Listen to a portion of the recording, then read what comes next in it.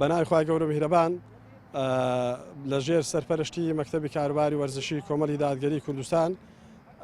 خولی ڕابوون لە سەرتاسەری هەرێمی کوردستان بەڕێوەچی ئێمە شۆک و بەشی وەرزشی مەڵبەندی سۆرانی کۆمەڵی دادگەری ئەم شەو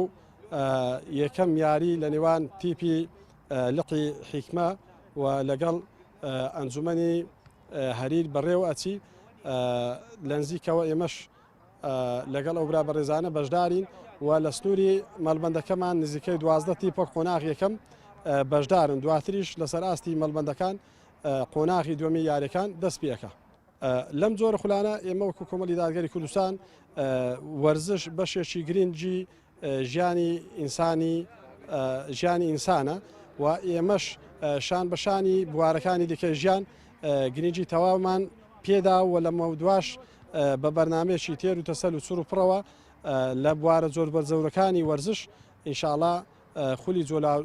زۆر ئەکەینەوە لە سەرتاسەری هەرێمی کوردستان.